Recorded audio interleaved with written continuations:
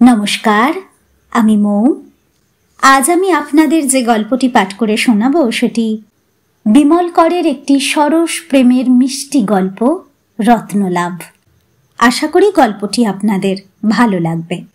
আর যদি আমার গল্প পাঠ আপনাদের একটুও ভালো লেগে থাকে তাহলে অবশ্যই আমার গল্প পাঠের সঙ্গে থাকবেন। ধন্যবাদ। শুরু করছি আমার আজকের গল্প পাঠ, বিমল করের লেখা একটি সরস প্রেমের মিষ্টি গল্প, রত্নলাভ। গল্পটা রত্ন দিদির মুখেই শোনা তাঁর গল্প। গল্প শুরুর আগে একটু ভূমিকা সেরে নিতে হয়। আমাদের এক আত্মীয়ার বিয়েতে গিয়েছিলাম ধানবাদের দিকে কলিয়াড়িতে। না গিয়ে উপায় ছিল না। আত্মীয়জনে দুঃখ পেতেন, ক্ষুব্ধ হতেন। বিয়েবাড়িতে গিয়ে দেখি স্বজনে কুটুমে বাড়ি একেবারে হট্টশালা। চেনা জানা প্রায় সকলেই এসেছেন, এমনকি রত্ন দিদিও। ওকে দেখে অবাক হয়ে গেলাম। বয়স 70 ছাড়িয়েছে। থাকেন 1000 মাইল তফাতে। অন্তত 2 জায়গায় ট্রেন বদল করে আসতে হয় এদিকে। তবু এসেছেন। অনেককাল পরে রত্ন দিদিকে দেখলাম। বছর 15 তো অবশ্যই। বললাম, তুমি একলা এসেছ? এলে কেমন করে? বয়স তো হয়েছে দিদি, ছেলে তোমায় ছাড়ল? রত্ন দিদি বললেন, আসবো না কেন? ছেলে বউ কি ছাড়তে চায়? ঝগড়া মাচিয়ে দিলুম। নাতি বলল, এ বুদ্ধি, রেল ডিব্বায় তুমি উঠতে পারবে না, পুলিশ পাকড়াও করবে। বললাম, যা যা, আমায় পুলিশ দেখাস না। তোর বাপের মতন পুলিশ আমি টেকে গুজি। রত্ন দিদির কথা শুনে হেসে ফেললাম। পারলো আটকাতে? কেমন গটগটিয়ে চলে এলাম। নাগপুর পর্যন্ত একটা লোক সঙ্গে ছিল, তারপর একলা। তোমার সাহস আছে? থাকবে না কেন? আমি কি তোদের মতন ভেতো? এই দেখ, এখনো আমার 16টা দাঁত আছে নিজের। চোখে চশমা পরি সেলাই ফোঁড়াইয়ের সময়ে, নয়তো আকাশের চিলও দেখতে পাই। কান আমার ঠিক আছে, তবে কি জানিস ভাই, ডান হাতের কনুইটা মাঝে মাঝে খটাস করে আটকে যায়। ভাঙা জিনিস মেরামত হলে কলকবজায় একটু গোলমাল থাকেই। কি করব বল, ভগবানের তো কামারের হাত। 2-4টে হাতুড়ির ঘা না মেরে কি রেহাই দেয়? বয়সে মানুষের অনেক কিছুই বদলে যায়, তবে গড়ন বিশেষ বদলায় না। দিদি মাথায় লম্বা ছিলেন, দোহারা গড়ন, সেই রকমই আছেন প্রায়। পিঠ হয়তো সামান্য নুয়ে পড়েছে, কৃশ হয়েছেন কিছুটা। গাল ভেঙে মুখ সরু সরু দেখায়। মাথার সব চুল সাদা ধপধপে, ঘাড় পর্যন্ত চুল। মাথার কাপড় দেন না, গায়ের রং তামাটে। ঝকঝকে ভাবটা আর নেই। রত্ন দিদিকে দেখলে বেশ বোঝা যায় বাইরের জল বাতাস ধুলো ময়লার শুধু নয়, সেখানকার মানুষজনের সঙ্গে মেলামেশারও একটা ছাপ পড়ে গিয়েছে হাবে ভাবে চেহারায়। ওর নিজের কথাবার্তায় ততটা হয়তো পড়েনি। দিদি বিধবা, কিন্তু থান পরেন না। পরনে মিলের সাদা জমির মিহি সুতোর শাড়ি, কালো বা খয়েরি ধরনের ছাপা পাড় থাকে শাড়িতে। গলায় একটি সরু হার, হাতে দুগাছা ফিনফিনে চুড়ি। কানে কিছু পরেন না, আঙুলেও আংটি নেই। রত্ন দিদি আমাদের সামান্য দূর সম্পর্কের দিদি। তাকে যে বেশি দেখেছি তাও নয়, তবু আগে জামাইবাবু বেঁচে থাকতে ওরা 2-4 বছর অন্তর একবার করে বাপ শ্বশুরের দেশে আত্মীয় স্বজনের কাছে বেড়াতে আসতেন। দেখাশোনা করে যেতেন যতটা পারতেন আমাদের সঙ্গে। জামাইবাবু চলে যাবার পর সে পাট চুকে গিয়েছে। অনেককাল পরে আবার রত্ন দিদিকে দেখে ভালোই লাগলো। তার যেমন বয়স হয়েছে, আমাদেরও তেমন কম বয়স হলো না, কিন্তু আমি নিজেই তো কবে 60 ছাড়িয়ে গিয়েছি। কথায় কথায় একবার বললাম, দিদি, 1000 মাইল ঠেঙিয়ে যখন এদিকে এসেই পড়েছ, তখন বিয়ের পাট চুকলে আমাদের সঙ্গে কলকাতায় চলো। 10-20 দিন থেকে সকলের সঙ্গে দেখা করে তারপর ফিরে যেও। তোমার কোনো অসুবিধে হবে না, তোমাকে ফেরত পাঠানোর দায়িত্ব আমাদের। রত্নদিদি হেসে বললেন, না ভাই, আমায় আর টেনে নিয়ে যাস না। পাক্কা 10 দিনের ছুটি মঞ্জুর করেছে ওপরওয়ালা। মাথার ওপর এখন বড় ছেলে, বুঝলি তো? এ হলো অন্য রাজার রাজত্ব। হুকুম না মানলেই পেয়াদা পাঠাবে। না রে, এবারে হলো না। আবার যদি কোনো দিন আসি, তখন কথা রাখবো তোদের। এবারও কি এমনি এলাম ভাবছিস? দেখলাম আমাদের ডালপালায় এটি হলো শেষ শুভ কাজ, না এলে হয় না। তাছাড়া আমাদের বাঙালি বাড়ির বিয়ে থা কতকাল দেখিনি, দেখতে স্বাদ হলো। কেমন দেখলে? ভালো লাগলো না। এ কি বিয়ে রে? এ যেন সত্যনারায়ণের পুজো। নৈবেদ্যি সাজিয়ে বসে থাকলি তোরা, আর একটা তোতলা বামুন এসে 2 মন্তর পড়ে চলে গেল। তারপর তো দেখি যা হচ্ছে সবই ভাড়ার ব্যাপার। ভাড়ার লোক বাসর সাজায়, ভাড়াটে একদল এসে রান্না করে খাইয়ে যায়। কতক লাল সবুজ বাতি জ্বাললি তোরা, ঝম্প ঝম্প বাজনা বাজালি, ব্যাস বিয়ের পাট চুকে গেল। এই বিয়ে দেখে কি স্বাদ মেটে রে নরেন? বিয়ে ছিল আমাদের সময়। বিয়ে তো 7 পাকে মাত্তর, কিন্তু বিয়ের আগে পরে 49 পাক। কত হইচই, হাসি খুশি, হই হুল্লোড়, মেয়েদের আচার, ভোজের ভিয়েন, বিয়েতলা সাজানো, পিঁড়ে পাতা, আলপনা, বিয়ের রুমাল পদ্ম, বাসরের রঙ্গ তামাশা। কোথায় গেল সেসব?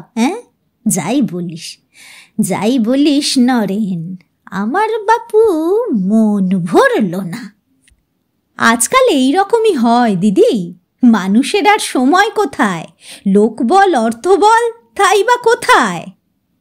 তা নয় রে ভাই, তা নয়। এখনকার দিনে সবাই কাঁচা রঙে কাজ সারতে চায়, পাকা রঙের দিন ফুরিয়েছে।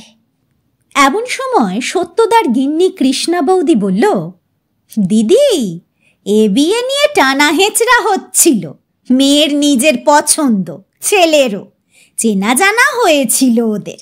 আমাদের তো মেয়ের তরফ থেকে বিয়েটা ভালোই ভালোই চুকে গেছে, এতেই আমরা খুশি। কথাটা বোধহয় জানা ছিল না রত্নদিদির।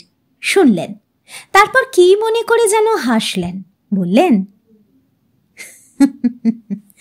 চেনা জানা বিয়ে, তাই নিয়ে টানা হেঁচড়া? আমায় আরো সব বলিস না। আমার বিয়ের গল্প জানিস? কুরুক্ষেত্রে যুদ্ধ শেষ হতে লেগেছিল 18 দিন, আর আমার বিয়ে নিয়ে 18 মাসের লড়াই। সে যে কি কাণ্ডই হয়েছিল তোরা ভাবতেই পারবি না। গল্পটা সত্যিই আমাদের জানা ছিল না, জানার কথাও নয়। একসঙ্গে তো মানুষ নয়, একেবারে নিজেরও কেউ নয় রত্নদিদি। ওরা থাকতেন এক প্রান্তে, আমরা অন্য প্রান্তে। আর রত্নদিদি বিয়ের সময় আমাদের নিশ্চয় শিশু অবস্থা। আমি হেসে বললাম, তোমার বিয়ের গল্পটাই না হয় বলো শুনি। শুনবি? তাহলে বলি। না শোনার কোনো কারণ ছিল না। বিয়ে বাড়ি এখন অনেকটাই নিঝুম। বিকেলের গোড়ায় কন্যা বিদায় পর্ব মিটে গিয়েছে। দেখতে দেখতে সন্ধে হয়ে এসেছিল। বাতি জ্বলছে ঘরে। বাইরে প্রথম ফাল্গুনের মরা শীত আর সদ্য বসন্তের 2-4 ঝলক বাতাস মেশামেশি হয়ে আছে। বাড়িটার চেহারা উড়ুখুরু, খানিকটা ম্লান। ছেলে ছোকরার দল যে যেখানে পেরেছে শুয়ে পড়ে আরাম করে নিচ্ছে আজকের মতন। কাল থেকে আবার তত্ত্বতাবাসের খাটুনি। আমাদের দিকের অন্য ব্যবস্থা। বয়স্কজন থাকবো বলে যথাসম্ভব সুখ সুবিধের ওপর নজর রাখা হয়েছিল। রত্নদিদির ঘরটি ছোট, খাট বিছানা পাতা। সেখানে বসেই আমরা 4-5 জনে গল্পগুজব করছিলাম। রত্নদিদি তার গল্প শুরু করলেন। একটু গোড়া থেকেই বলি, না বললে বুঝবি না। রত্নদিদি বললেন, আমার বাবা ছিল পোস্টমাস্টার, সরকারি চাকরি। চাকরির লেজ যত বাড়ে বাবাও তত পুরনো হয়, আর 2-3 বছর অন্তর বদলি পায়।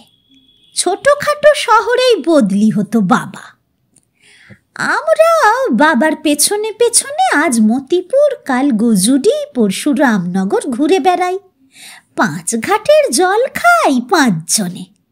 5 জন বলতে বাবা, মা, আমি, আমার ছোট ভাই অনু আর আমাদের এক পুষি ভরতদাদা। ভরতদাদা বাবার কাছেই 10-12টা বছর থেকে গিয়েছিল। বাড়ির হাট বাজার করা থেকে 5 মেশালি 5 ফরমাস খাটা ছিল ভরতদাদার কাজ। আমার বাবাকে লোকে বলতো মাস্টার বাবু, কেউ বা বলতো মাস্টার মশাই। নিজের কাজকর্মে বাবার সুনাম ছিল খুব, খাতিরও করত লোকে। বাবার ছিল 2টো শখ। তাস খেলাটা অবশ্য শখ ছিল না, ছিল নেশা। শখ বলতে এই জ্যোতিষী বিদ্যে করে বেড়ানো আর মাঝে মাঝে এসরাজ টেনে নিয়ে বসে নিজের মনে একটা সুরটুর বাজানো। বাবার আর একটা ঝোঁক ছিল সিদ্ধি খাবার। সিদ্ধির শরবত, সিদ্ধির গুলি বাবা প্রায়ই খেত। নিজের হাতে তরিবত করে তৈরি করেই খেত। মা ছিল আমার নির্বিবাদ মানুষ, শান্তশিষ্ট, হাসি খুশি। দোষের মধ্যে মা গাদা গাদা পান খেত। আবার কত কি, বাবার আনা কাঁচা সিদ্ধি পাতাও মাঝে মাঝে পানের মধ্যে মিশিয়ে দিব্যি খেয়ে নিত। বলতো এতে মুখ শুদ্ধি হয়। তাই এইভাবে বড় হতে হতে আমার বয়স হয়ে গেল 15। শাড়ি পরতে শুরু করেছি। আমি মাথায় ঢ্যাঙা, গায়ে হিল হিলে লম্বা লম্বা হাত পা, ওপর পাটির ডান দিকের দাঁতে এক গজদন্ত। জোরে হাসলে দাঁতের 6টা বেরিয়ে যায়। আমরা তখন বড়িহাগঞ্জ বলে একটা ছোট শহরে থাকি। কে একজন, এখন আর মনে পড়ে না, আমার এক বিয়ের সম্বন্ধ নিয়ে এলো। আমাদের সময় 15-16 আকছার বিয়ে হতো। তাছাড়া সম্বন্ধ আনলেই তো বিয়ে হবে না। কথাবার্তা চলতে চলতে দেখাশোনা, পছন্দ সেসব করতে করতে কম করেও 1টা বছর। ওরই ফাঁকে মেয়ের বয়সও বেড়ে যায়। তা প্রথম সম্বন্ধটা 2টো ধাপও এগুতে পারেনি, কেচে গেল। কিন্তু ওই যেমন রেলের স্টেশনে দেখেছিস না, গাড়ি আসছে জানবার আগে ঢং ঢং ঘন্টা বাজে, এটাও সেরকম। সম্বন্ধ একবার শুরু হওয়ার মানে জানান দেওয়া হয়ে গেল, মেয়ে এবার তোমার বিয়ের ঘন্টিটি বেজে উঠেছে। প্রথমটার কথা আমার মনে নেই, কোথাকার ছেলে কে জানে। পাতে দেবার যোগ্যি নিশ্চয় ছিল না, নয়তো মা বাবার গরজই হলো না কেন। তা সে যাই হোক, তখন থেকেই মাঝে মাঝে কথা ওঠে, 1-আধটা চিঠিপত্র আসে। 16 পেরিয়ে আমি যখন 17-য় পা দিয়েছি, তখন একটা সম্বন্ধ এলো জামালপুর থেকে। কথাবার্তাও 2-4 ধাপ এগুলো, শেষে ভেস্তে গেল, বাঁচা গেল। সেই বছরেই শেষাশেষি একটা ছোঁড়াকে একদিন আমাদের বাড়ির কাছাকাছি দেখলুম। পোস্ট অফিস আর ইউনিয়ন বোর্ডের ছোট হাসপাতালের কাছেই ছিল আমাদের থাকার বাড়ি। ছোট বাড়ি, মাথায় টালির ছাদ, আর সামনে খুঁটি পুঁতে বেড়া দিয়ে বাগান করেছি আমরা। সামনে উঁচু নিচু মাঠ, আম আর কাঁঠালের বড় বড় গাছ আছে 2-4টে। ওপাশে হাসপাতাল। আর বাড়ির গায়েই আমাদের ইদারা, সে জলের স্বাদই আলাদা।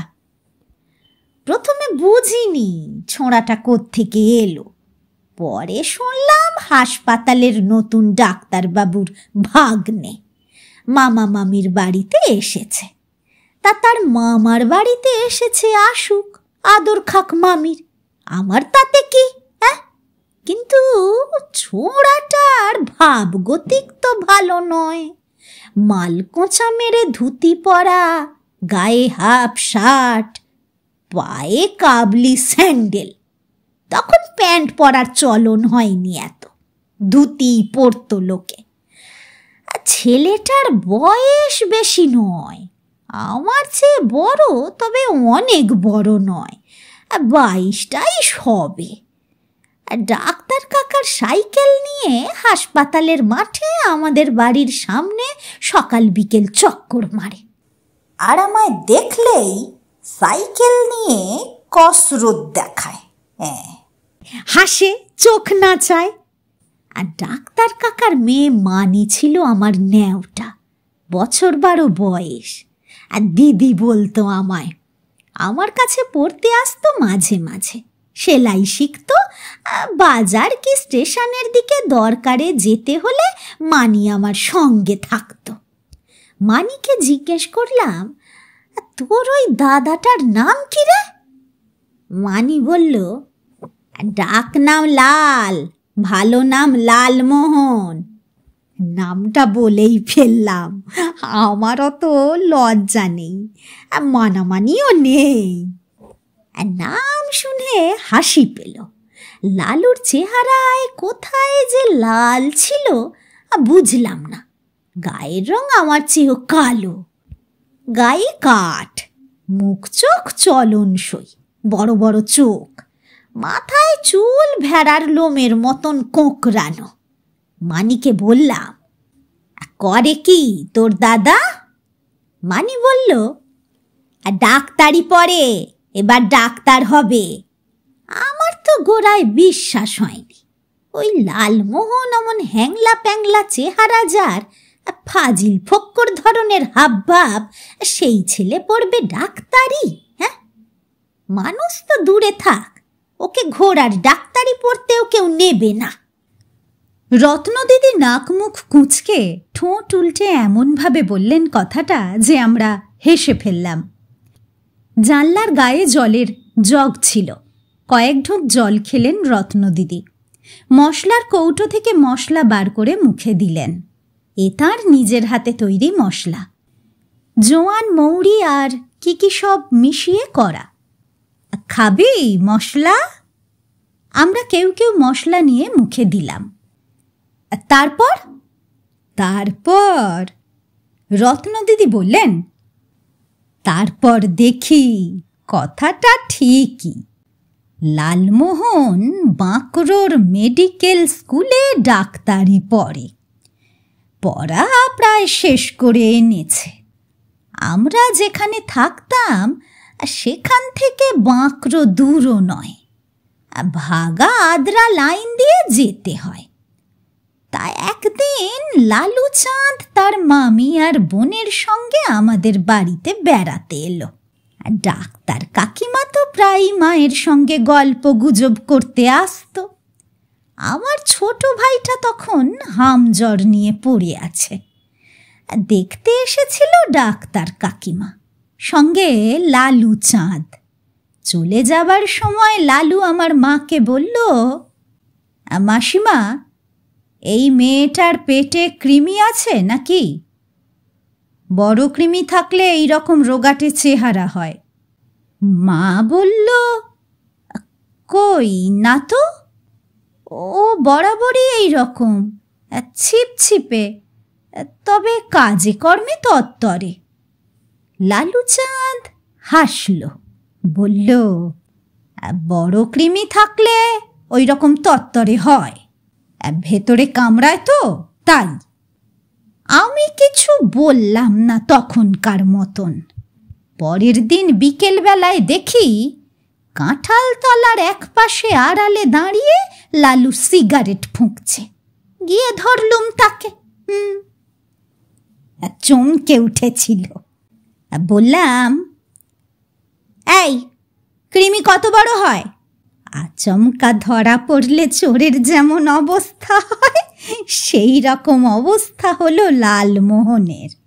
আর তোতলাতে তোতলাতে বলল, কেন বড় বড় হয়?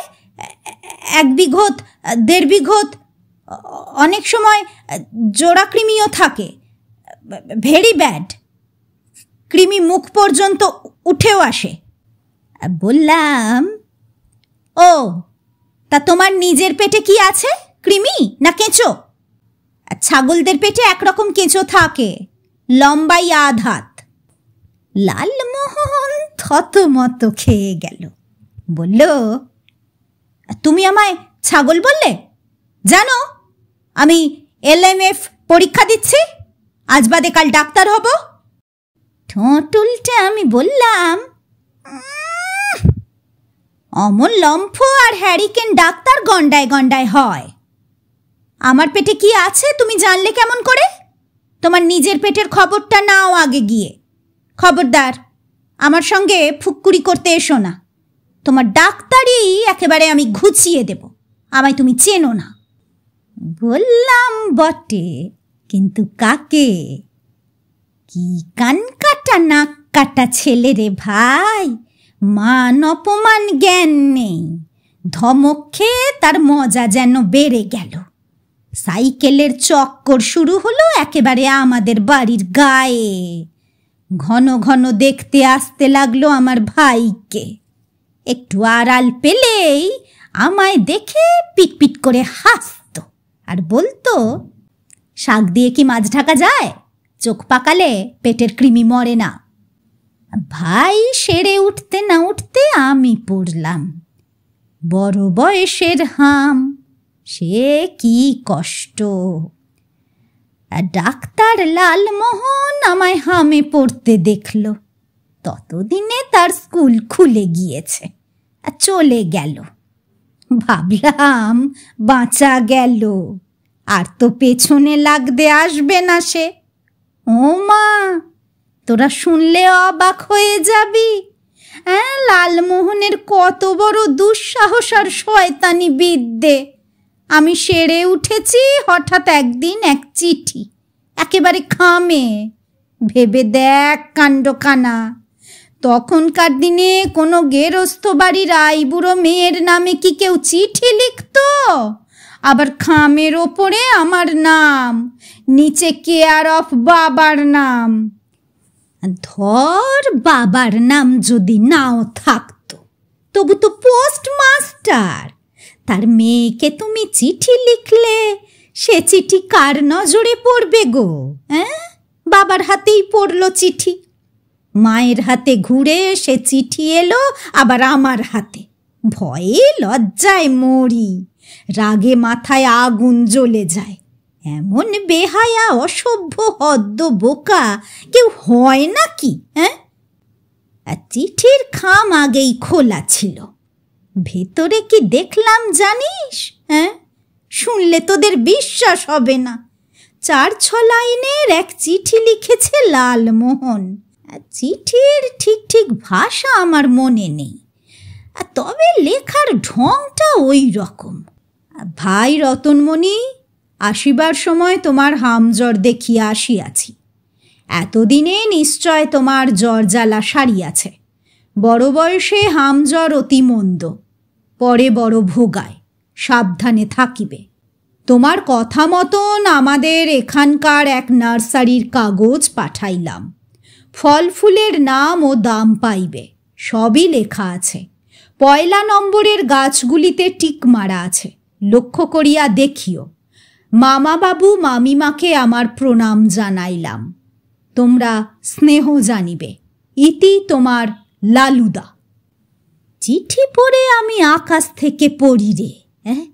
এক ফালি চিঠি তো 4 পাতা ছাপানো নার্সারির কাগজ, ফল ফুলের নাম আর তার দাম। আমি একবারের জন্যেও লালমোহনকে ফল ফুল নার্সারির কথা তো বলিনি। আমাদের বাড়ির সামনে 3 হাতের বাগানে একটা কলা গাছ, লাউ মাচা একটা, আর 2টো লঙ্কা গাছ, আর ফুলের মধ্যে জবা, চাঁপা, আর শীতের সময় 2-4টে গাঁদা। বাগানে আমার জল দেওয়াও হয় না, ভরদ্দা দেয়। আমার মাথায় কিছু ঢুকলো না, নার্সারির ছাপা কাগজ কেন পাঠালো লালমোহন? তার মতলবটা কি? ছাপা কাগজগুলো বারবার দেখেও আমার বাপু বিদ্যে হলো না বুঝি ওর মধ্যে কি হেঁয়ালি আছে। রত্নদিদি একটু থামতেই আমি হেসে বললাম, হেঁয়ালি ছিল নাকি? কৃষ্ণা বৌদিও হেসে বলল, পায়ে ধরি পিসি, সাড়া দেয় না মাসি, সেই রকমই হেঁয়ালি নাকি? রত্নদিদি কাপড়ের আঁচল মুঠো করে মুখের সামনে তুলে জোরে জোরে হাঁচলেন 2 খোলা জানলা দিয়ে বাইরে তাকালেন। কাল ছিল ত্রয়োদশী, আজ চতুর্দশী, শুক্লপক্ষ। জ্যোৎস্নার বান ডেকেছে যেন বাইরে, বাতাস বইছে। ছিল, কিন্তু তখন বুঝিনি। রত্নদিদি বললেন, পরে বুঝলাম, নার্সারির ছাপা কাগজ পাঠিয়ে ও বাবা মায়ের চোখে ধুলো দিয়েছে। সেটা ধরতে পারলেও বুঝতে পারিনি ফল ফুলের ছাপা নামগুলোর তলায় যেখানে যেখানে পেন্সিলের টিক আছে সেই অক্ষরগুলো বেছে বেছে সাজিয়ে নিলে বোঝা যায় লালু আমার লাভে পড়েছে। কৃষ্ণা বৌদি জোরে হেসে ফেলে বলল, আপনি তো বললেন হেঁয়ালি ধরতে পারেননি। পারিনি তো, কেমন করে পারবো? তারপর লালমোহন আবার যখন এলো আমায় বলল, তোমার মাথায় ঘিলু আছে না গোবর? কিচ্ছু বুঝতে পারো না, নিয়ে এসো নার্সারির কাগজ, বুঝিয়ে দিচ্ছি। গোলাপের লা আর বেলের বে নিলে কি হয় বুঝতে পারো না? ঘেন্টু কথাকার। বললাম, সে কাগজ ফেলে দিয়েছি। হাঁ হয়ে তাকিয়ে থেকে বলল, ফেলে দিয়েছ? তুমি মেয়ে না হান্টারওয়ালি? এইভাবে কেউ চাবুক মারে বুকে? হ্যাঁ? আমরা হেসে ফেললাম হো হো করে। সত্যদা বলল, লালমোহন কি প্রায় আসতো তোমাদের ওখানে? রত্নদিদি বললেন, আসতো মানে? এই তোমার গরমে আসছে, পুজোয় আসছে, শীতে আসছে, দোলের ছুটিতে আসছে, আর 2-1 মাস অন্তর অন্তর হাজির। বাঁকড়ো তো কাছেই, আসতে চাইলেই আসা যায়। আর তারপর? আমি বললাম। রত্নদিদি হাসতে হাসতে বললেন, দেখ, আমি 72 বুড়ি, আমার আর লজ্জা শরম কি? যা বলবো খোলাখুলি বলবো। লালমোহনের সঙ্গে আমার ভাবসাব হয়ে গেল বেশ। ও এলেই আমার ভাই মন ফুরফুর করত, চলে গেলে বুক হু হু করত। তা যা বলিস, লালুর মামা মামিও ভাগ্নে বলতেছিল অজ্ঞান, ভালোবাসত খুব। এই যে তাদের ভাগ্নে হরদম ফাঁক পেলেই মামার বাড়িতে ছুটে আসে, তা ওদের সায় ছিল, খুশি হতো। কিন্তু ভাগ্নে যে কার টানে ছুটে আসে তা কি অত বুঝতো? একটু আধটু বুঝতো নিশ্চয়, তারা তো কানা নয়, আর বাপ মাও নয়, বুঝতো ঠিকই, মুখে কিছু বলতো না। বলবেই বা কেন? ছেলে হবু ডাক্তার, মেয়ের বয়স 18 হলো, ঘরে মর্যাদায় সমান সমান। ভেতরে ভেতরে একটা সায় ছিল দুতরফের। তবে আমাদের সময় দিনকাল তো অন্যরকম ছিল। আজকালকার মতন চোখের সামনে নাচানাচি করার জো ছিল না। লুকিয়ে চুরিয়ে এপাশ সেপাশ নজর রেখে কথাবার্তা, মেলামেশা। ওর তখন পরীক্ষা, শেষ পরীক্ষা। লালমোহন বইপত্তর গুছিয়ে মামার বাড়িতে পরীক্ষার পড়া করতে এলো। তাই তো বলতো মুখে, স্কুলের ছেলেদের সঙ্গে ভিড়লে পড়া হয় না। বাড়ি সেই কোন পাড়া গাঁয়ে। বাপ জমি জায়গা, ধান চাল, পুকুর, বাগান এসব নিয়েই থাকেন। মামার বাড়িতে এসে লালমোহন যখন বইপত্তর খুলে বসেছে, তখন এক বিকেলে বিশ্রী কাণ্ড হয়ে গেল একটা। আমার বেশ মনে আছে দিনটা। বর্ষাকাল নয়, তবু থেকে থেকে বৃষ্টি হচ্ছিল। দিন দুপুর মেঘলা, রাতে ঘুটঘুটে অন্ধকার আর ঝিপঝিপে বৃষ্টি। তা সেদিন এই মাঝ দুপুরে লালমোহন বাঁশি বাজিয়ে ডাকলো আমায়। এ তোর আর বাঁশি নয়, সিটি বাঁশি। ফুর ফুর ফুর ফুর, চেনা বাঁশি আমার।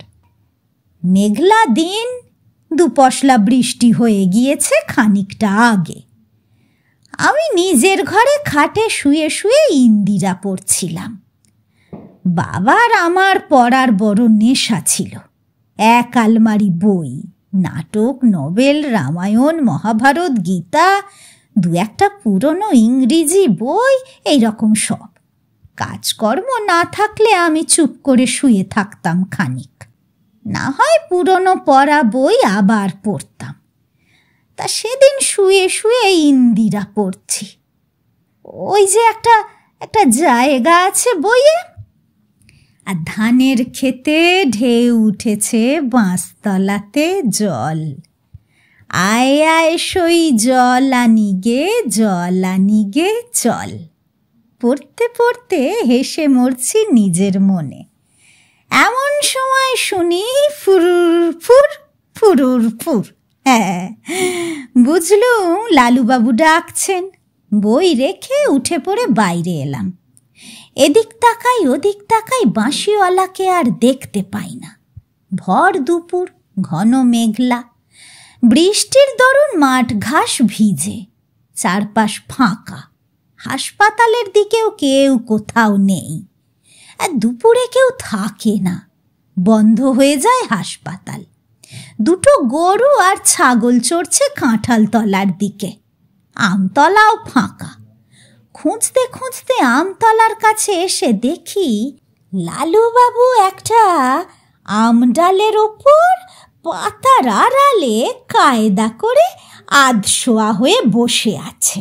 বসে বসে ভিজে আম পাতার পাতলা ডাল নাড়িয়ে জলের ফোঁটা ফেলছে নিচে। আমায় ভিজিয়ে দেবার আগেই সরে দাঁড়ালাম। চারপাশ দেখছি আর কথা বলছি দুজনে। কেউ যদি আচমকা বাইরে এসে দাঁড়ায় আমাদের বাড়ির কিংবা ডাক্তার কাকার বাড়ি থেকে, আমায় দেখতে পাবে, কিন্তু লালুবাবুকে পাবে না। আমায় দেখলে হয়তো ভাববে গাছতলার নিচে কিছু খুঁজে বেড়াচ্ছি। আমার ওই একটা দোষ ছিল, এটা সেটা কানের ফুল, হাড়ের লকেট, পয়সা কড়ি বড় হারাতাম। আমার নামই হয়ে গিয়েছিল হারানি। তা দুজনে গল্প করছি, কথার তো কোনো মাথা মুন্ডু থাকে না আমাদের। হঠাৎ দেখি লালুবাবু গাছের ডাল থেকে একেবারে ধপাস করে মাটিতে শব্দ হলো, পড়েই চিত। আর নড়ে না চড়ে না, চোখের পাতা বন্ধ। আমার ভাই বুক ধরাস করে উঠল। হ্যাঁ, চারপাশ তাকিয়ে নিয়ে ওকে একবার ডাকি, একবার নাড়া দিই, তবু সেই কাঠের মতন পড়ে আছে। যা, অজ্ঞান হয়ে গেছে বোধ হয়। কি করি, আমাদের বাড়ির গায়ে ইঁদার আর পাড়ে দড়ি বালতি পড়ে থাকে। ছুটে গিয়ে বালতির জল এনে চোখে মুখে ছিটিয়ে দিলাম। মৃগী রোগীর মতন মুখ করলো একবার, তবু সারা শব্দ নেই। ভীষণ ভয় ধরে গেল, কি যে করি। বেঁচে আছে তো, ধারে কাছে কাউকে দেখতে পাচ্ছি না, সেই গরু দুটো আর ছাগল ছাড়া। হঠাৎ আমার চোখে পড়ল লালুবাবুর চটি জোড়া গাছের তলায় পড়ে আছে। সঙ্গে সঙ্গে মাথায় এলো জুতোর গন্ধ সকালে বেহুঁশ লোকের হুঁশ ফিরে আসে শুনেছি। দৌড়ে গিয়ে এক পাটি চটি কুড়িয়ে এনে লালুবাবুর নাকে চেপে ধরলাম। হাতে হাতে ফল রে ভাই, মরা মানুষ যেন জ্যান্ত হয়ে উঠল। লাফ মেরে উঠে বসলো লালুবাবু, বলল, তুমি আমার মুখে জুতো ছোঁয়ালে, গোবর লাগিয়ে দিলে নাকে, কি বিচ্ছিরি গন্ধ, চললাম আর নয়। যে মেয়ে লাভারের নাকে গোবর লাগানো জুতো ঘষে দেয় সে মেয়ে নয়, মোষ। বলে লালুবাবু ঘেন্নায় নাক মুখ মুছতে মুছতে দে দৌড়। রত্নদিদি নিজেই হেসে উঠলেন, আমরাও অট্টহাসি হেসে বললাম,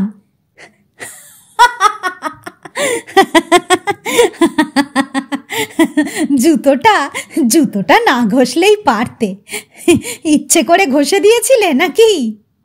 রত্নদিদি মাথা নেড়ে বললেন, না ভাই, বিশ্বাস কর, ইচ্ছে করে দিইনি। তাই কি কেউ দেয়? তখন কেমন মাথার গোলমাল হয়ে গিয়েছিল ভয়ে, আর থতমত খেয়ে গিয়েছিলুম। তারপর কি হলো? কি হলো সে আর এক কাণ্ড। বাবুর মুখে জুতো ছোঁয়ানোর প্রায়শ্চিত্ত করতে একদিন সন্ধ্যের মুখে আমাদের বাড়ির সদরে কাঠ চাঁপা গাছটার তলায় দাঁড়িয়ে, এই তোর 2-4 পলকের জন্যে নিজের নরম গালটা এগিয়ে দিতে হলো। আমি কি যেচে দিয়েছিলুম নাকি? ও হঠাৎ বলল, তোমার গালে শুয়োপোকা পড়েছে, শিগগির দাও, ফেলে দি। ওই একটু ভুল হয়ে গেল প্রথম, আর সেই মুহূর্তেই মা এসে দাঁড়িয়েছিল বাইরে, দেখে ফেলল।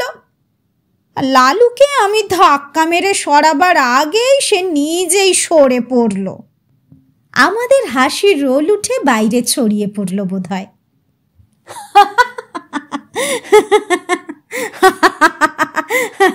এ তো দেখছি আবার কি, ওইটুকুতেই সর্বনাশ হয়ে গেল। রত্নদিদি বললেন, লালুর পরীক্ষার পড়া হচ্ছে না ঠিক মতন বলে সে ফিরে গেল বাঁকুড়ায়। আমি থাকলাম মায়ের নজরে নজরে। দেখতে দেখতে মাস ফুরোলো, পরীক্ষা হয়ে গেল লালুর। পাশ করে হাসপাতালেই হাত পাকাতে লাগলো সে, দেখা সাক্ষাৎ আর হয় না। শেষে লালুর মামাই বিয়ের কথাটা পারল বাবার কাছে। বাবা বলল, ছেলে তো চেনা জানা, ডাক্তারও হয়েছে, ভালো কথা, তবে ওই ছেলের স্বভাব চরিত্র বুঝতে হবে, আর দেখতে হবে ভবিষ্যৎটা কেমন, কুষ্ঠি দেখাতে হবে। বাবা নিজে দেখবে, তারপর কথা। আমি বললাম, আবার কোষ্ঠী কেন? বাবার যে বিশ্বাস কোষ্ঠীতে, তখন এগুলো হতো, এখন আরো বেশি হয়। লালুদের বাড়ি থেকে তার 6 কোষ্ঠী এলো। বাবা নিজে পাঁজি পুঁথি নিয়ে বসল। আমার ছক গেল লালুদের বাড়িতে, আর 10-20 দিন সময় গেল বাবার কোষ্ঠী বিচার করতে ভালো করে। তারপর বাবা বলল, এই বিয়ে হবে না, জাতকের পতন যোগ আছে, মানে ছেলের অনিবার্য পতন যোগ, সেটাই ভীষণ খারাপ যোগ, মারক তুল্য। মৃত্যুঞ্জয় মন্ত্র জপতে পারে তবে। আমি হেসে বললাম, পতঞ্জক তো কেটেই গিয়েছিল দিদি। হ্যাঁ, গাছ থেকে পড়ার পর আর কিসের ভয়? অন্য পতন তো তোমার সঙ্গে, প্রেমে পতন। রত্ন দিদি বললেন, কে কাকে সব বোঝায়? বাবা ছেলের খুঁত ধরে বলল, পতঞ্জক আছে পাত্রর। তোর বাড়ি থেকে ছেলের বাবা বলল, মেয়ের ছক থেকে তাদের পণ্ডিত দেখেছে যে মেয়ের বন্য জন্তু দ্বারা দংশনের যোগ আছে, অগত্যা এ বিয়ে হবে না। কিন্তু হলো তো বিয়ে? হ্যাঁ, হলো বই কি। কেমন করে হলো সেটা এবার শোন। বিশুর মা আমাদের জন্যে চা এনেছিল, বিয়েবাড়ির কাঠের ট্রে, ছোট ছোট কাপে কয়েকজনের মতন চা। কেউ নিলাম, কেউ নিলাম না। রত্ন দিদি দুবেলা দুবারের বেশি চা খান না, তিনি চা নিলেন না, বরং আরও একবার জল খেয়ে মশলা মুখে দিলেন। বাইরে বুঝি বসন্তের দমকা হাওয়ার ঝাপটা থেমে গিয়েছে, শীতের শিরশিরে ভাবটাই গায়ে লাগছিল। জ্যোৎস্না আরও পরিষ্কার, উজ্জ্বল। তারপর কি ঘটলো বলো? আমি হেসে বললাম। রত্ন দিদি বললেন, হ্যাঁ বলি। 3-4 মাস আমাদের আর দেখা দেখি নেই। চিঠিপত্তর লেখার দিনকাল তখন নয়, সে সাহসও নেই। সেই একবার যা চিঠি লিখেছিল লালুবাবু, এদিকে বিয়ের কথাও ভাঙতে চলেছে। মন টন ভালো থাকবে কেন বল? রাগ হতো খুব। ভদ্রলোকের ছেলে তুমি, একটা ভালো ছক কোষ্ঠীও করাতে পারো না? বাবার মুখে কতবার শুনেছি, যদু মধু বেলা অনিলার ছক কোষ্ঠী বিচার করে বাবা মাকে বলছে, বেশ ছগ্গ, বিয়ে হলে মিলমিশ হবে খুব রাজ্যটক। পরের কোষ্ঠীতে যা হবার হোক, আমাদের তাতে কি? আমরা তো আর রাজ্যটক হতে পারছি না। তা বলবি আমারও তো ছকটক ভালো ছিল না। আমি বলছি মোটেই তা নয়। বাবা হলো মেয়ের বাপ, সে যদি ছেলের বাড়ির লোকদের আগ বাড়িয়ে বলে ছেলের ছকে দোষ আছে, তারাই বা মেয়ের ঘাড়ে দোষ চাপাতে ছাড়বে কেন? বিয়ের কথা ভেঙেই যাচ্ছিল। এমন সময় একদিন আবার লালুবাবু এসে হাজির। তার ভাবসাব দেখে মনে হলো বাড়ির গুরুজনদের কথাবার্তা নিয়ে সে একটুও মাথা ঘামায় না, বরং নতুন ডাক্তার হয়ে তার যেন চেহারা খুলেছে, আরো বড় বড় ভাব হয়েছে। আমতলায় দাঁড়িয়ে সিগারেট টানছে যখন তখন। দিব্যি আমাদের বাড়ি এসে মাকে বলছে, মামিমা একটু চা খাওয়ান, দুধ কম, আমি আবার কড়া চা ছাড়া খেতে পারি না। কি আর বলবো মাসিমা, হাসপাতালে এত খাটায় যে দিনে 10-12 বার চা না খেলে জোর পাই না। খাটতে আমার ভালোই লাগে, এই বয়সে খাটবো না তো কখন খাটবো বলুন? কুড়েমি দেখলেই আমার মাথা বিগড়ে যায়। ওই যারা খায় দায় আর ঘুমোয় তাদের কিচ্ছু হয় না। এইভাবে নিজের বাহাদুরি ফলায় মায়ের কাছে, আর আমায় খোঁচা মারে। কৃষ্ণা বৌদি বলল, বিয়ের কথা তো ভেঙেই গিয়েছে, তবু উনি এভাবে আসতেন আপনাদের বাড়িতে? আসবে না কেন, দোকান কাটা যে। রত্ন দিদি হেসে বললেন,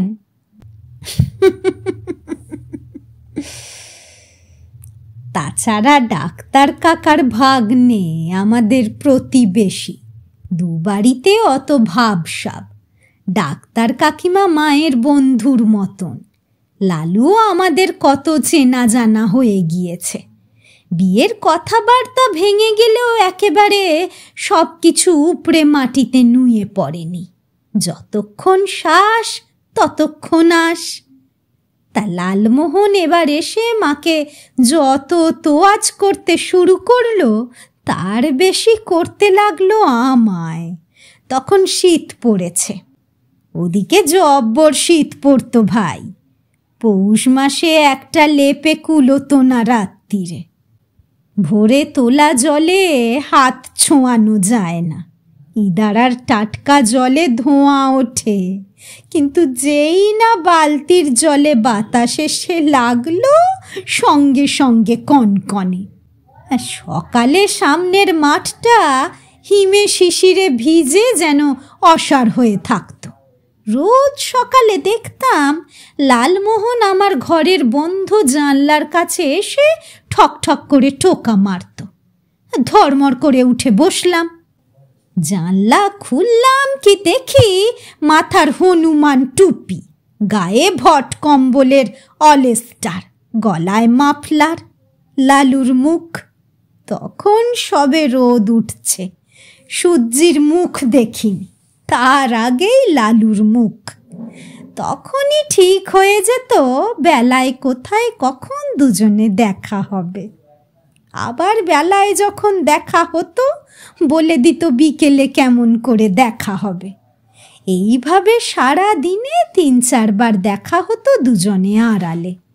কখনো কাঁঠাল তলার পেছনে একটা অকেজো রোড রোলারের আড়ালে, কখনো বন্ধ হাসপাতালের পেছনে করবি ঝোপের কাছে। লালু আমায় বলতো, একেবারেই ঘাবড়াবে না, বিয়ে আমাদের হবেই, কেউ আটকাতে পারবে না। আমি আর এক সেট কুষ্টি গুষ্টি করিয়ে দিচ্ছি বাঁকড়োর ফেমাস পণ্ডিতকে দিয়ে, হরিসাধন জ্যোতিষার্ণব। দেখবে সেই কুষ্টিতে আমি রাজা, তুমি রানী। আর তখনও যদি তোমার বাবা বাগড়া মারেন, তোমায় নিয়ে আমি পালাবো রতনমণি। সেরেফ কটা মাস আমি চাকরির চেষ্টায় আছি, তুমি লক্ষ্মী, একটু একটু সবুর করো, সবুরে মেওয়া ফলে। তা কমাস লাগলো মেওয়া ফলতে? আমি বললাম হাসতে হাসতে। তা লাগলো কমাস। তার আগে এক কাণ্ড হলো। লালুবাবু যে সেবার একটা বাক্স ক্যামেরা নিয়ে এসেছে ফটো তুলবে বলে আমায় বলেছিল। ফটো তুলতো, আমি নজর করিনি। একদিন বলল আমার একটা ছবি তুলবে, আমি না না করলাম, কিন্তু সে একেবারে নাছোড় বান্দা। শেষে একদিন শীতের দুপুরে কেউ যখন কোথাও নেই, হাসপাতালের পেছনের সেই করবি ঝোপের পাশে একটা পাথরের ওপর বসালো আমায় লালু। বলল, সে সব ব্যবস্থা করে ক্যামেরাটা মানির হাতে দেবে, নিজে থাকবে আমার পাশে, ফটো তুলবে মানি। আমি কিছুতেই রাজি হচ্ছিলাম না, লালুবাবুও শুনবে না। শেষে আমার পা ধরতে আসে। কি আর করব, রাজি হয়ে গেলাম। ফটো তোলা হলো যুগলের? হলো, কিন্তু শয়তানিটা কি করলো জানিস লালমোহন? রত্নদিদি বললেন, মানিকে ঠিকঠাক দাঁড় করিয়ে দিয়ে নিজে একবার সব দেখে নিয়ে আমার পেছনে এসে দাঁড়ালো। আমার ভাই লজ্জাই করছিল, মুখ তুলে তাকাতে পারি না। ওদিকে মানিকে রেডি হতে বলে লালু চাঁদ পেছন থেকে ঝপ করে আমার চোখ টিপে ধরল, আর ওদিকে ছবি তোলাও হয়ে গেল মানির। ফটো তুলে নিয়ে মানি দে ছুট। আমি হতভম্ব। বুঝলাম মানিকে সবটাই শেখানো পড়ানো ছিল। রাগের মাথায় লালুর হাত খামচে মাথার চুল টেনে ছিঁড়ে যা মুখে এলো বলতে বলতে বাড়ি ফিরে এলাম। রাগে আমার কান্না পেয়ে যাচ্ছিল। রত্নদিদি একটু চুপ করলেন, কিছু যেন ভাবছিলেন। বললাম হেসে, ফটোটা উঠেছিল? উঠেছিল মানে? কপালে থাকলে কি না ওঠে রে? লটারির টাকাও উঠে যায় চাপরাশির কপালে। মানির হাতে তোলা সেই ফটো লালমোহনের কপালে উঠে গেল।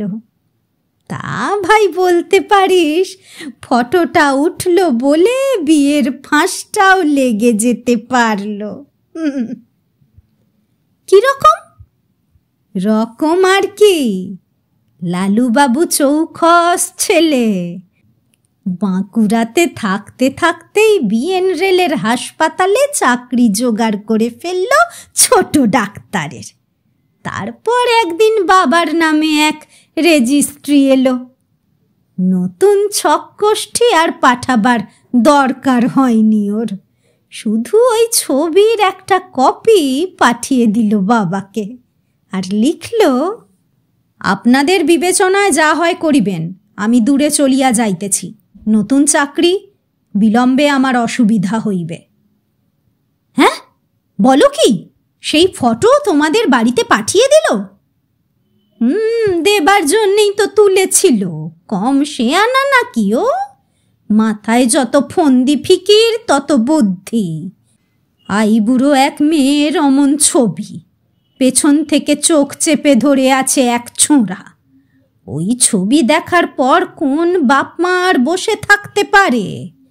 অন্য সম্বন্ধই বা করবে কেমন করে, কোন সাহসে? কাজেই বিয়েটা হয়ে গেল। রত্নদিদি হাসলেন। লালুবাবুর রত্ন লাভ হলো। বিয়েতে খুব ধুম হয়েছিল, তাই না? কে যেন বলল মেয়েদের তরফ থেকে। হ্যাঁ, তা হয়েছিল, তবে তোদের আজকাল যেমন দেখলাম তেমন নয়, সে অন্য রকম। নিজেদের লোকজন, পাড়াপড়শি নিয়ে ধুম। বিয়ের পর অষ্টমঙ্গলা সেরে বরের সঙ্গে চলে গেলাম দূরে। সেখান থেকে চাকরির বদলি ঘটতে ঘটতে ৮০০,০০০ মাইল দূরে গিয়েই পড়লাম একদিন। আমাদের আর এদিকে ফেরা হলো না। তারপর একদিন তোদের জামাইবাবু তো চলে গেলেন, আমি পড়ে থাকলাম ছেলে বউ নাতি আগলে। কি করব বল? কপালে আমার যেমনটি লেখা ছিল সেইভাবেই আছি, দুঃখ করে কি লাভ? সবাই চুপ, একটু যেন গম্ভীর হয়ে এলো আবহাওয়াটা। অবস্থাটা হালকা করার জন্য আমি বললাম, তা সেই ফটোটা তুমি রেখেছ না হারিয়ে ফেলেছ? মাথা নেড়ে রত্নদিদি বললেন, হারিয়ে ফেলবো কেন, রেখে দিয়েছি। তা বলে সেটা কি আর দেওয়ালে টাঙিয়ে রাখা যায়? লোকে দেখলে বলবে কি? ছেলেরাও তো বড় হয়ে উঠছিল, আমার বাক্সর তলায় লুকিয়ে রেখে দিতাম। আহা রত্নদিদি, সে ফটো যদি একবার দেখতে পেতাম। পাগল, তোদের দেখাতাম আর কি। এবারই কি হলো জানিস? শীতের আগে একদিন আমার তোরঙ্গ খুলে চাদরটা জামাটা বার করছি রোদে দেব বলে। আমাদের ওখানে শীত একেবারে কষাই, মায়া দয়া নেই। পড়লো তো গা হাত পা কেটে কেটে রক্ত বার করে দেয়। তা আমি তোরঙ্গ খুলে আমার শালটা চাদরটা জামাটা বার করছি, করতে করতে তোরঙ্গর তলায় রাখা ফটোটা হাতে এলো। তুলে নিয়ে দেখছিলাম, কত পুরনো ছবি, মামুলি একটা ক্যামেরায়। ছবিটা হলুদ হয়ে গিয়েছে, বেশম বেশম রং, এখানে ওখানে দাগ ধরেছে, উঠে গিয়েছে খানিক। তবু ঘটি হাতা জামা পরা বিনুনি ঝোলানো রোগা পাতলা একটা মেয়েকে চোখে পড়ে, আর পরে খোঁচা খোঁচা মাথার চুলের একটা ছেলেকে, মালকোচা মারা ধুতি, গায়ে শার্ট আর হাত কাটা সোয়েটার। ছেলেটা মেয়েটার পেছনে দাঁড়িয়ে চোখ টিপে ধরে আছে মেয়েটার। ও ছবি দেখলে কেউ তোদের রত্নদিদির ছবি বলবে না, তোদের জামাইবাবুরও নয়। নিজের মনে ছবিটা দেখে নিজেই বুঝি হাসছিলাম। এমন সময় হুড়মুড় করে নাতি এসে পড়ল। ফটোটা লুকোতে গিয়েও পারলাম না, নাতি কেড়ে নিল। দেখলো খানিক, তারপর কি বলল জানিস? কি বলল? এ বুড়িয়া, কার পিকচার এটা? কি বলি বলো নাতিকে। বললাম, ও এমনি হবে কারো, বাক্সর মধ্যে পড়েছিল। তা ফটোটা ফেরত দিতে দিতে নাতি বলল, বুদ্ধি বুদ্ধি, টিভিতে ওল্ড হিন্দি ফিল্ম দেখায়, দেখেছ? অচ্যুত কন্যা, ঝুলন, দ্যাট টাইপ। বেচারি হিরো হিরোইন, ফালতু আদমি, একদম ফালতু। বলে সে চলে গেল। আমি আর কি করব বল, দেখলাম একটু, তারপর কাগজে মুড়ে যেমনটি ছিল তরঙ্গর তলায় রেখে দিলুম। ভাবিস না আমার রাগ দুঃখ হলো। কেনই বা হবে ভাই, 55-60 বছর কি কম? হ্যাঁ, অত পুরনো ছবির দাম কি? হ্যাঁ, কদরই বা হবে কেন? নাতি বা কেমন করে চিনে নেবে তার ঠাকুমা ঠাকুরদাকে ওই ফটো থেকে? চেনা যে যায় না। রত্ন দিদি চুপ করে গেলেন, আমরাও চুপচাপ। ততক্ষণে দিদির মাথার ধপধপে সাদা চুলের ওপাশে জানলা ঘেঁষে এক ঝলক জ্যোৎস্না এসেছে। মনে হচ্ছিল আলোটা যেন রত্ন দিদির মাথায় মাখানো, সামান্য পরে মুখেও নেমে আসবে। হঠাৎ দেখি রত্ন দিদি একটু হাসলেন, বললেন, আবার কি মনে হয় জানিস, একবার নাতি হয়তো কিছু একটা আন্দাজ করেছিল, করেও আমার সঙ্গে দুষ্টুমি করলো। ওটা কি কম পাজি না ধুরন্ধর? কেমন ঠাকুরদার নাতি দেখতে হবে তো।